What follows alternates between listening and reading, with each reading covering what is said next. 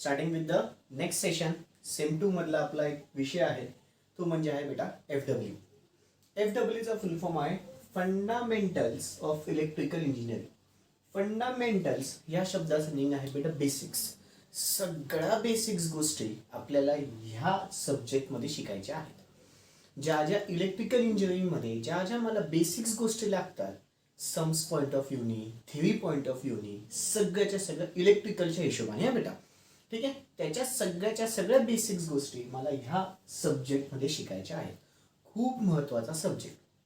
हा सब्जेक्ट कळाला तर पुढच्या सेमचे तुमच्या पुढचे सब्जेक्ट्स इझिली कळत जातात. जर हा सब्जेक्टचे तुमचे कन्सेप्ट क्लिअर नसतील तर पुढचे तुम्हाला थोडेसे अवघड जातात. ठीक आहे, बरं याच्यासाठी पण पुन्हा तुम्हाला 200 पेजेसची एक नवीन वही बनायची, मोठी जेवढी मोठा नाही तेवढी मोठी. ठीक आहे, त्याच्यामध्ये सगळ्यात पहिल्या पेजवरती हा सिलेबस लिहून घ्यायचा आहे. ठीक आहे, मार्किंग स्कीम पण लिहिले, टॉपिक्स आहेत म्हणजे चॅप्टरची नाव आणि त्याची मार्किंग स्कीम. आणि इकडच्या साईडला लगेच मी एक महत्त्वाचं तुम्हाला आजच्या सेशनमध्ये इंट्रोडक्टरी पार्ट शिकवणार आहे. ठीक आहे, बरं तर सगळ्यात पहिले मी आधी सिलेबसबद्दल थोडंसं बोलतो. सिलेबसमध्ये बेसिक्स ऑफ इलेक्ट्रिकल पॅरामीटर्स हा माझा फर्स्ट चॅप्टर आहे. याच्यामध्ये जे जे मला बेसिक्स इलेक्ट्रिकल पॅरामीटरमध्ये लागतात ते इथे मी शिकवणार आहे बेटा. ठीक आहे, म्हणजे काय ते पण शिकण्याच्या आधी त्याच्याही आधी काही बेसिक्स मला शिकावे लागतात ते मी इंट्रोडक्टरी पार्टमध्ये शिकवणार आहे. म्हणजे बेसिक्सला शिकण्यासाठी काही बेसिक्स लागतात ते मी इंट्रोडक्टरी पार्टमध्ये आजच घेणार आहे. बेटा. ठीक आहे, पुढचा माझा चॅप्टर आहे तो म्हणजे आहे DC सर्किट्स. आता हा DC सर्किट्स ऍक्च्युली काय आहे बेटा ते समजून घ्या.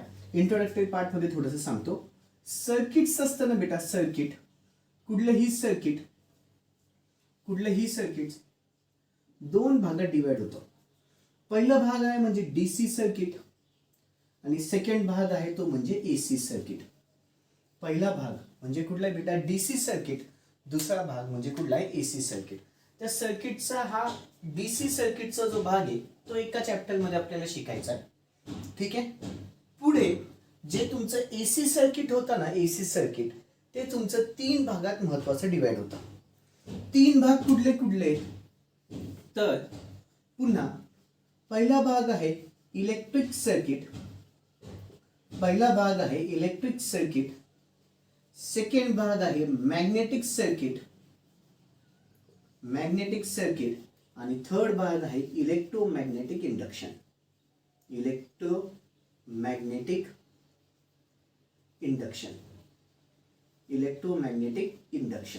आता हे काय ऍक्च्युली ते बघा. हे ऍक्च्युली पार्ट्स नाही आहेत, फक्त हे तुम्हाला समजण्यासाठी मी तुम्हाला दाखवतोय. AC सर्किट पहिल्या भाग मध्ये इलेक्ट्रिक सर्किट येतं, मॅग्नेटिक सर्किट येतं आणि अजून एक इलेक्ट्रोमॅग्नेटिक इंडक्शन येतं. आता इथे इलेक्ट्रिक सर्किट जे आहे ना, इथे भलेही त्यांनी मला कॅपॅसिटर असं चॅप्टरचं नाव दिलेलं आहे, पण याच्यामध्ये आपण सगळं इलेक्ट्रिक सर्किट बद्दल शिकणार आहोत. कॅपॅसिटर ह्या चॅप्टर मध्ये आपण सगळं जे काही शिकू ते कुठल्या चॅप्टरचं असेल बेटा, कशाशी निगडीत असेल, इलेक्ट्रिक सर्किट.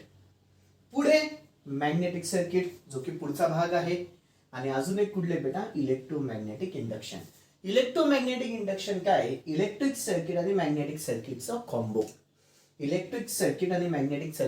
कॉम्बो म्हणजेच माझा इलेक्ट्रोमॅग्नेटिक इंडक्शन आहे.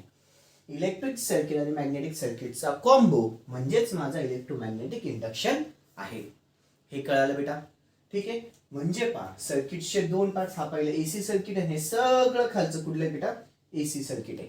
पहिलं DC सर्किट आहे, खालचं सगळं AC सर्किट आहे आणि इथे बेसिक पहिला चॅप्टर बेसिक आहे, मग DC सर्किट, मग AC सर्किटचे 3 भाग आहेत, इलेक्ट्रिक सर्किट, मॅग्नेटिक सर्किट आणि अजून एक electromagnetic induction. AC circuit, DC circuit, अजून एक कुठलं इलेक्ट्रोमॅग्नेटिक इंडक्शन. कळालं बेटा. ठीक आहे, हे तुमचं बेसिक तुमचा पार्ट झाला. ठीक आहे, हे कळालं. आता प्लीज व्हिडिओ पॉज करा, हे एवढं लिहून घ्या आणि हे इकडचं पण लिहून घ्या. इलेक्ट्रोमॅग्नेटिक इंडक्शन आम्ही कधी कधी इथं पण लिहितो, कधी कधी याला असं पण सांगतो, या दोघांचा कॉम्बो म्हणजेच इलेक्ट्रोमॅग्नेटिक इंडक्शन.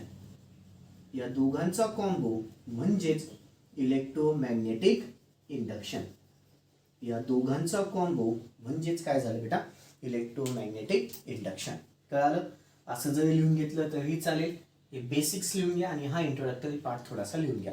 अजून इंट्रोडक्टरी पार्ट मध्ये तुम्हाला मी सांगणार आहे काय काय सांगणार ते शिकवतो. आधी प्लीज व्हिडिओ पॉज करून एवढं लिहून घ्या सगळं, म्हणजे तुम्हाला एवढं कळालं की साला ह्या सब्जेक्टमध्ये आपल्याला शिकायचं काय काय. या सब्जेक्टमध्ये बेसिकली तुम्हाला शिकायचं काय काय. या सब्जेक्टमध्ये बेटा तुम्हाला थिअरी पण आहे, सम्स पण आहेत. थिअरी पण आहेत, सम्स पण आहेत. सम्स पण तेवढेच खूप महत्वाचे आहेत. Basic of electrical parameter, DC circuits मध्ये लॉज आहेत आपल्याला, केव्हीएल, केसीएल, किर्चॉफ, त्याच्यानंतर स्टार डेल्टा थेरम, ते लॉज आहेत. इलेक्ट्रिक सर्किट मध्ये पण सम्स आहेत, थिअरी पण आहे, सम्स पण आहेत. मॅग्नेटिक सर्किट मध्ये पण थिअरी पण आहे, सम्स पण आहेत. इलेक्ट्रोमॅग्नेटिक इंडक्शन मध्ये पण थिअरी पण आहे, सम्स पण आहे. ठीक आहे, बच्चा लोग चलो व्हिडिओ पॉज करा. हे सगळंच्या सगळं जेवढं लिहिलंय तेवढं प्लीज लिहून घ्या. जेवढं लिहिलंय तेवढं प्लीज सगळ्यांनी लिहून घ्या. व्हिडिओ पॉज करून सगळंच्या सगळं पटापट लिहून घ्या. ओके, अपेक्षा ठेवतो झालं असेल, अपेक्षा ठेवतो झालं असेल. आता इंट्रोडक्टरी पार्ट मध्ये पुढचा माझा पार्ट चालू होतोय महत्वाचा, तो म्हणजे आहे बेटा इलेक्ट्रिक करंट. तो म्हणजे कुठला पार्ट आहे बेटा, इलेक्ट्रिकल करंट किंवा electric current. Electric current, electric current किंवा त्याला फक्त करंट असं म्हणतात. आता करंट म्हणजे काय असतं, करंट म्हणजे काय असतं बेटा, flow of electrons, flow of electrons in a particular direction, flow of electrons in a particular direction. जेव्हा इलेक्ट्रॉन्स एका पर्टिक्युलर डायरेक्शन मध्ये फ्लो होतात तेव्हा त्याला काय म्हणतात बेटा, इलेक्ट्रिक करंट असं म्हटलं जातं. जेव्हा कधीही इलेक्ट्रॉन्स एका पर्टिक्युलर डायरेक्शन मध्ये फ्लो होतात तेव्हा त्याला काय म्हणतात बेटा, इलेक्ट्रिक करंट. ठीक आहे, इलेक्ट्रिक करंट बेटा तुमचा दोन भागात डिवाइड होतो. इलेक्ट्रिक करंट दोन भागात डिवाइड होतो. पहिला आहे एसी, दुसरा आहे डीसी. एसी म्हणजेच काय असतं बेटा माहितीये का, अल्टरनेटिंग करंट. एसी म्हणजेच काय, अल्टरनेटिंग करंट. डीसी म्हणजे काय, डायरेक्ट करंट. डीसी म्हणजे काय तर डायरेक्ट करंट. आता अल्टरनेटिंग करंट आणि डायरेक्ट करंट बद्दल तुम्हाला थोडंसं प्रॅक्टिकली सांगतो, मग थेरॉटिकली आपण बघू. अल्टरनेटिंग करंट म्हणजे काय, डायरेक्ट करंट म्हणजे काय. अल्टरनेटिंग करंट काय असतो बेटा माहिती का, हा एक असा करंट असतो जो की कंटिन्युअसली फ्लो होत असतो, जो की ज्याला मी स्टोअर करू शकत नाही. जो करंट कंटिन्युअसली फ्लो होत असतो त्याला म्हणतात अल्टरनेटिंग करंट. जसं की आपल्या घरामध्ये तुमचा लाईट लावला, फॅन लावला, ट्यूब लावली, त्याच्यानंतर तुम्ही टीव्ही लावला, फ्रीज लावला, हे सगळ्याच्या सगळे याला म्हणतो आपण होम अप्लायन्सेस. हे जे होम अप्लायन्सेस आहेत हे सगळेच्या सगळे एसी करंट वरतीच काम करतात. हे सगळ्याच्या सगळे कशावरती काम होतात बेटा, एसी करंट वरती काम होतात. एसी करंटचे पुन्हा दोन टाइप्स होतात तुमचे, ते म्हणजे आहे सिंगल फेज आणि थ्री फेज. ते म्हणजे कुठले बेटा, सिंगल फेज आणि थ्री फेज. सिंगल फेज आणि थ्री फेज जे घरामध्ये यूज केलं जातं त्याला सिंगल फेज असं म्हटलेलं आहे, आणि जे इंडस्ट्रीज मध्ये यूज केलं जातं त्याला थ्री फेज असं म्हणतात. तिथे जास्त करंट लागतो त्याला थ्री फेज असं म्हटलं जातं. ठीक आहे, बरं हे थोडंसं प्रॅक्टिकली सांगितलं. मग डीसी करंट म्हणजे काय, तर डीसी करंट म्हणजे काय असतं बेटा, जिथं जिथं तुमची बॅटरी आली, जिथं जिथं तुमची बॅटरी आली त्याला म्हणायचं डायरेक्ट करंट. जिथं जिथं तुमची बॅटरी आली रे आली समजायचं तो काय तुमचा डायरेक्ट करंट आहे. जसं की गाडी चालवताना आपण गाडी चालू करताना बॅटरीचा यूज होतो बेटा. त्याच्यानंतर घड्याळामध्ये सेल टाकतो, डीसी करंट आला. ठीक आहे, सेल आले ना, सेल म्हणजे कुठला झाला, डायरेक्ट करंट, ज्याला आपण स्टोअर करू शकतो. हा असा करंट आहे ज्याला तुम्ही स्टोअर करू शकता. हा असा करंट आहे ज्याला तुम्ही कधी बघितलं की बेटा हा एसी करंट कधी स्टोअर झालेला नाही, तो नेहमी फ्लो मध्ये असतो. फ्लो मध्ये कसं, सगळ्यात पहिले तो हायड्रो पॉवर स्टेशन मध्ये प्रोड्यूस केला जातो, तिथून तो कुठे येतो, सबस्टेशनकडे. सबस्टेशन पासून तुमच्या जो तुमचं हे जे असतं पोल असतो त्या पोलपर्यंत येतं किंवा डीपी पर्यंत येतं, असं लक्षात घ्या. पहिले डीपी पर्यंत येतो, डीपी पासून पोल पर्यंत येतो, पोल पासून आपल्या घरात येतो. ठीक आहे, म्हणजे हा करंट कधी स्टोअर केला जात नाही. डीसी करंट असा असतो जो की बॅटरीच्या फॉर्म मध्ये स्टोअर करता येतो. बॅटरी मग जिथं जिथं बॅटरी असेल तिथे समजायचं की डीसी करंट झाला. तो करंट कुठला झाला बच्चा लोक, डीसी करंट तुमचा तो झालेला असतो. ठीक आहे, काही अडचण बेटा, एसी करंट डीसी करंट फंडा क्लिअर. हे वाटलंच तर लिहून घ्या, लिहायचं असेल तर मी अजून तुम्हाला ऍक्च्युअली पण लिहून देणार आहे पुन्हा, पण हे पण लिहून घ्यायचं असेल माहितीसाठी तर लिहून घ्या. व्हिडिओ पॉज करा, 2 मिनिटं लिहून घ्या. ओके, अपेक्षा ठेवतो झालं असेल व्हिडिओ पॉज करून लिहून. पुढे आता हे तर झालं माझं प्रॅक्टिकल कन्सेप्ट. आता थोडंसं आपण थिओरिटिकल कन्सेप्ट बघू. थिओरिटिकल कन्सेप्ट म्हणजे डेफिनेशन वाईज काय म्हटलं त्यांनी ते बघू. डेफिनेशन वाईज काय म्हणतात बेटा, अल्टरनेटिंग करंट हा एक असा करंट असतो, अल्टरनेटिंग करंट हा एक असा करंट असतो ज्याच्यामध्ये चेंज इन मॅग्निट्यूड, मॅग्निट्यूड बदलते, म्हणजे प्रत्येक पॉइंटला किंमत वेगवेगळी असते, प्रत्येक पॉइंटला किंमत वेगवेगळी असते. ठीक आहे, ह्या पॉइंटला काहीतरी वेगळी किंमत येईल, ह्या पॉइंटला वेगळी किंमत, ह्या पॉइंटला वेगळी, ह्या पॉइंटला वेगळी, ह्या पॉइंटला, प्रत्येक पॉइंटला वेगवेगळी किंमत असेल. Change in magnitude as well as change in direction. Direction म्हणतात, कोणी कोणी त्याला पोलॅरिटी असा पण शब्द यूज करतात, कोणी कोणी त्याला पोलॅरिटी असा पण शब्द यूज केला जातो बेटा. Change in magnitude as well as change in direction. Direction change होते म्हणजे काय, पहिले प्लस आहे वरच्या साईडला गेला, निगेटिव्ह खालच्या साईडला आला, पुन्हा वरच्या साईडला गेला प्लस, म्हणजे पोलॅरिटी चेंज झाली किंवा डायरेक्शन चेंज झाली. मग याला काय म्हणतात, अल्टरनेटिंग करंट हा एक असा करंट असतो ज्याच्यामध्ये change in magnitude, change in magnitude, change in magnitude as well as change in direction, as well as change in direction, as well as change in direction. Direction म्हणजेच polarity असं म्हटलेलं आहे, direction म्हणजेच polarity असं म्हटलेलं आहे.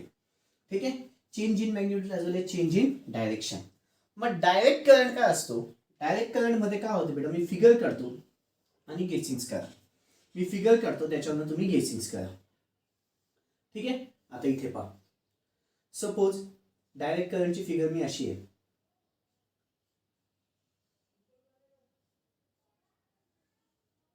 काय झालं बच्चलो, नीट ऑब्झर्व केलं तर काय झालं, इथे प्रत्येक पॉइंटला किंमत आता पुन्हा वेगळीच येईल का, हा एक्स एक्सिस झाला, हा वाय एक्सिस झाला, प्रत्येक पॉइंटला इथे किंमत एक्स एक्सिस वाढते, ही जरी कॉन्स्टंट राहते पण एक्स एक्सिस बदलत जाईल ना बेटा.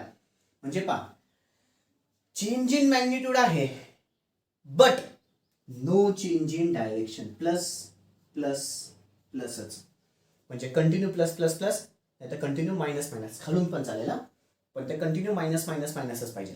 एक तर प्लस प्लस प्लसच पाहिजे, नाही तर एक तर मायनस मायनस मायनसच पाहिजे.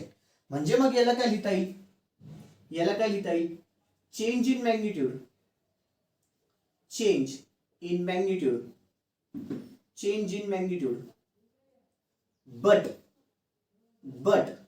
No change in direction, but no change in direction. Change in magnitude but no change in direction किंवा नो चेंज इन पोलॅरिटी असं पण म्हणता येईल, नो चेंज इन पोलॅरिटी असं पण म्हणता येईल. कळालं बेटा, याच्यामध्ये मॅग्निट्यूड बदलते, डायरेक्शन पण बदलते. याच्यामध्ये मॅग्निट्यूड म्हणजे किंमत बदलली पण डायरेक्शन बदलली नाही, पण डायरेक्शन बदलली नाही. मग अशा करंटला काय म्हणायचं बेटा, डीसी करंट, आणि अशा करंटला काय म्हणायचं, एसी करंट. कळालं, आधी जेवढं झालंय आपण तेवढं आधी लिहून घेऊ, मग पुढच्या कन्सेप्टला बघू. हेडिंग तर टाकलीच असेल इंट्रोडक्टरी पार्ट, आता त्याच्यातलं पुढे लिहा, हेडिंग टाका इलेक्ट्रिक करंट और करंट, हेडिंग टाका इलेक्ट्रिक करंट और करंट, हेडिंग टाका बेटा इलेक्ट्रिक करंट और करंट. आता मी कन्सेप्ट एक्सप्लेन करत जाईल, मग लिखापडी घ्यायची, कन्सेप्ट एक्सप्लेन करत जाईल, मग लगेच लिखापडी घ्यायची बेटा त्याची.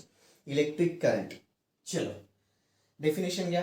The flow of electrons in a particular direction, the flow of electrons in a particular direction, the flow of electrons in a particular direction is known as electric current or current, is known as electric current or current. The flow of electrons in a particular direction is known as electric current or current. The flow of electrons in a particular direction, the flow of electrons in a particular direction is known as electric current or current. खालच्या ओळीत घ्या, खालच्या ओळीमध्ये घ्या. Current consists of basically two types. Current consists of basically two types. First, AC ब्रॅकेटच्या आतमध्ये alternating current. Current consists of basically two types. First, AC ब्रॅकेटच्या आतमध्ये alternating current. Second, DC ब्रॅकेटच्या आतमध्ये direct current. Second DC ब्रॅकेटच्या आतमध्ये direct current. Okay, आता पुन्हा खालच्या ओळीमध्ये घ्या. First AC ब्रॅकेटच्या आतमध्ये अल्टरनेटिंग करंट. फर्स्ट AC ब्रॅकेटच्या आतमध्ये अल्टरनेटिंग करंट. चलो डेफिनेशन घ्यायची डॅश करून पुढे. The current in which there is change in magnitude. The current in which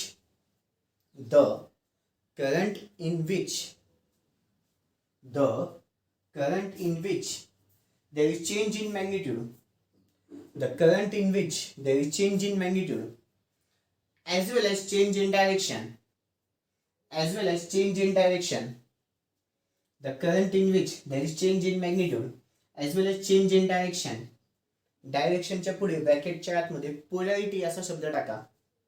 डायरेक्शनच्या पुढे ब्रॅकेटच्या आतमध्ये पोलॅरिटी असा शब्द टाका.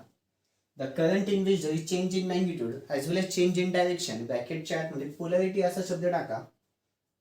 Is known as alternating current. Is known as alternating current. Is known as alternating current. ही figure काढायची आहे. व्हिडिओ पॉज करायचा आहे. ही फिगर काढून घ्यायची आहे. व्हिडिओ पॉज करायचा आहे. ही फिगर काढून घ्यायची आहे. व्हिडिओ पॉज करायचा आहे. ही फिगर काढून घ्यायची आहे. फक्त इकडची DCची नाही काढायची, फक्त ACची काढायची. व्हिडिओ पॉज करायचा आहे. ही फिगर व्यवस्थित काढून घ्यायची आहे. बरं, अजून एक महत्त्वाचं, ही फिगर काढताना अंदाज म्हणजे कशीही काढायची नाही. ही फिगर आधी एक्स ॲक्सिस काढा, वाय ॲक्सिस काढा, हे डिस्टन्स मोजून घ्या. सपोज हे 3 सेंटीमीटर असेल, ठीक आहे, तर हे पण 3 सेंटीमीटर येईल आणि हे पण 3 सेंटीमीटर. 3 सेंटीमीटर 3 सेंटीमीटर 3 सेंटीमीटर, ठीक आहे. त्याच्यानंतर 3चा अर्ध किती 1.5 होतं. 1.5च्या इथे वरती 2 लाईनी जा. 1.5च्या इथे वरती तुमच्या अशा आडव्या लाईनी असतील ना बेटा, तर 2 लाईनीवरती जा. तिथे एक पॉईंट मार्क करा, ठीक आहे. पुन्हा इथून 1.5 पासून खाली 2 लाईनी पॉईंट मार्क करा. पुन्हा वरच्या साईडला इथे 1.5 पासून 2 लाईनी वरती जा आणि मग इथून अशी लाईन व्यवस्थित काढा. वेव्ह कशीही गावठीपणासारखी वेव्ह फॉर्म काढू नका, ठीक आहे. वेड्यासारखी वेव्ह फॉर्म काढू नका. त्याला मार्क असतात, त्याला मार्क्स असतात. कशीही वेव्ह फॉर्म काढून चालत नाही. 3 सेंटीमीटर घेतलं त्याचा अर्थ 1.5च्या इथे 1.5 घेतलं की 1.5 पासून वरती 2 लाईन, 1.5 पासून खाली 2 लाईन, पुन्हा 1.5 पासून वरती 2 लाईन. मग ते सगळे पॉईंट्स असे जॉईंट करायचे. सगळेच्या सगळे ते पॉईंट्स असे काय करायचे बेटा, जॉईंट करायचे. कळालं? हे झालं तुमचं अल्टरनेटिंग करंट, ठीक आहे. व्हिडिओ पॉज करून काढून घ्या फिगर. व्हिडिओ पॉज करून काढून घ्या. अपेक्षा ठेवतो झालं असेल, अपेक्षा ठेवतो झालं असेल. पुढचं बेटा आता पुढचं नेक्स्ट घ्या. आता सेकंड डायरेक्ट करंट. सेकंड घ्या डायरेक्ट करंट. सेकंड घ्या डायरेक्ट करंट. चलो definition. The current in which there is change in magnitude. The current in which there is change in magnitude. The current in which there is change in magnitude but no change in direction. The current in which there is change in magnitude but no change in direction. The current in which there is change in magnitude but no change in direction. But no change in direction. The current in which there is change in magnitude but no change in direction. ब्रॅकेटच्या आतमध्ये polarity. ब्रॅकेटच्या आतमध्ये polarity. ब्रॅकेटच्या आतमध्ये polarity is known as direct current. Is known as direct current. Is known as direct current. Is known as what बेटा, direct current. Okay, पुन्हा याची figure पण काढायची. Figure काढताना पुन्हा हे 3 सेंटीमीटर घेतलं तर पुढचं पण 3 सेंटीमीटर, इकडचं पण 3 सेंटीमीटर. पुन्हा वरती 1.5ला पॉईंट मार्क करा. इथून पुन्हा 1.5ला पॉईंट, इथून पुन्हा 1.5ला पॉईंट आणि मग ते तिघं वेव्हफॉर्म्स असे जोडून घ्या. मग ते तिघं वेव्हफॉर्म्स असे जोडून घ्या, ठीक आहे. ओके, फिगर काढा. वेव्हफॉर्म काढून घ्या म्हणजे DC डायरेक्ट करंटची. डायरेक्ट करंटची वेव्हफॉर्म काढून घ्या. डायरेक्ट करंटची वेव्हफॉर्म काढून घ्या. डायरेक्ट करंटची वेव्हफॉर्म काढून घ्या. ओके, अपेक्षा ठेवतो झालं असेल. अजून बेटा तुमचं थोडंसं इंट्रोडक्टरी पार्ट माझा बाकी आहे, तो मी उद्याच्या सेशनमध्ये घेईल, पुढच्या नेक्स्ट सेशनमध्ये. आणि मग तुमचा फर्स्ट चॅप्टर माझा चालू होऊन जाईल, बेसिक्स ऑफ इलेक्ट्रिकल पॅरामीटर्स. मग पुढचा चॅप्टर माझा चालू होईल, तो म्हणजे कुठला असेल बेटा, basics of electrical parameters. Okay, that's all. बाकीचा नेक्स्ट व्हिडिओमध्ये. थँक्यू. Good day.